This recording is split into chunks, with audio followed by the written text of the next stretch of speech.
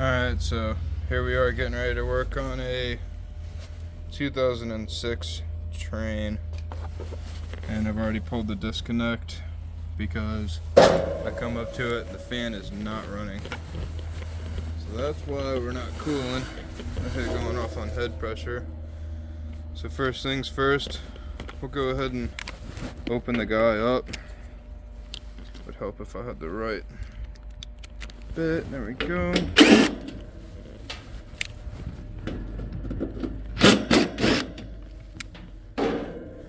Let's see what we got in here.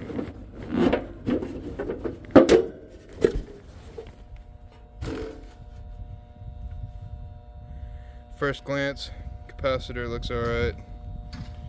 I don't see any major burning or anything like that. Contactor looks like it could be replaced. So let's go ahead and check this capacitor, see what it looks like.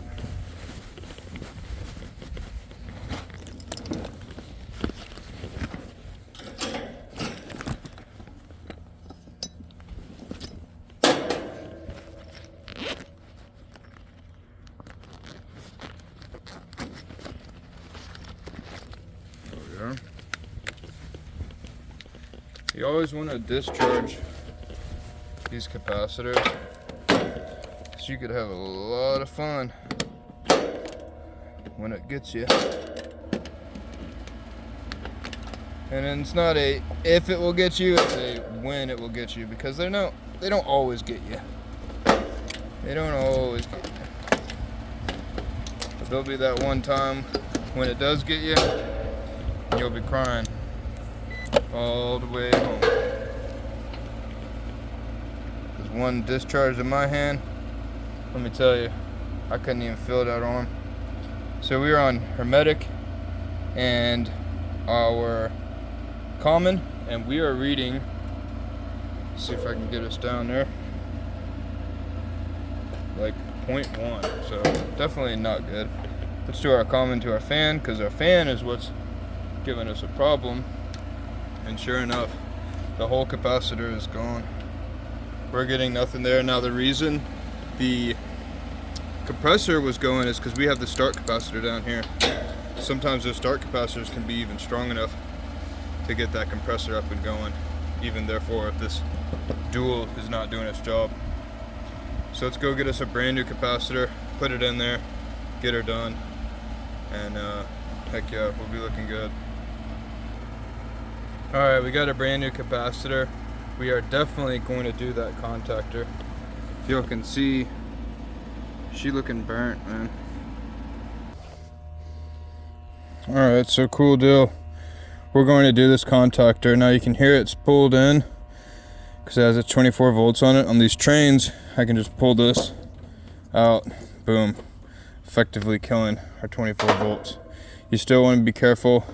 I don't have a 1.5 pole, I have a 2 pole. It's gonna work just fine. It's gonna be all right. So we're gonna go ahead and swap this out. We'll be right back. All right, so what I did is I cut these little ends off of this, stripped it back, and you want to make sure you put it in there. You don't want to have any frays, and you want to have it tight, not so tight you break it, but you don't want to have frays.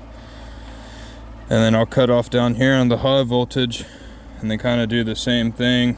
Put it in there, no frays. Then we're going to turn it on, we're going to check pressures. Alright, so we got this in here, and you see kind of how we got kind of a little pattern going. Red is following red on one side, and then black is following black on one side. You shouldn't have a red over here and a black over here. It should be solid one color, following the sides. When in doubt, read it out right here at the diagram, figure out where it's going. So now we're going to put this back in. We're introducing power. We heard our contactor pull in. Now, if everything is going to do good, hopefully we don't need a new fan motor. We won't know until we turn it on, but let's see what it does now that we can turn it on.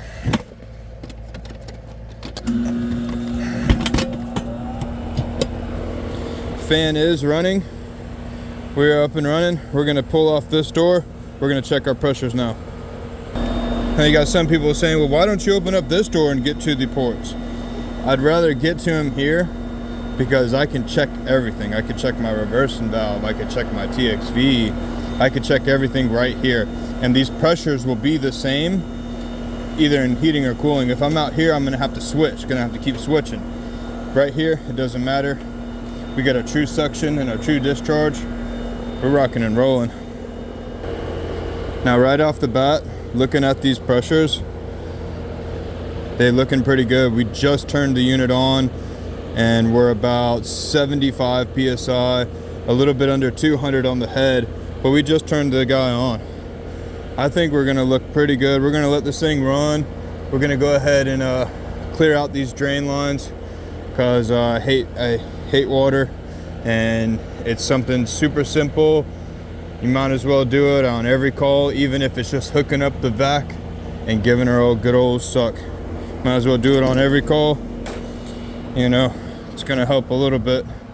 Might not think it does, but everything helps. We got a drain line there and we got a secondary there. We're gonna both hit them. All right, so we got drains cleared out. Had killed some hornets. We got the capacitor, we got the contactor replaced. Refrigerants are still looking good. So we're gonna go up there and poke our head at the air handler upstairs and take a look at it. All right, well, she wanted me to put a float switch in this. They have a float switch right here.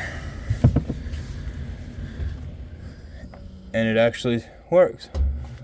So I got a zone system. They got a secondary, and it's rusted, but I mean, they all look like that, you know, to be honest with you. I mean, it's just a 2006 train, but she is up and running. Gonna take it a little bit of time, but she won't come on down. But this concludes it for us. Just a normal old normally.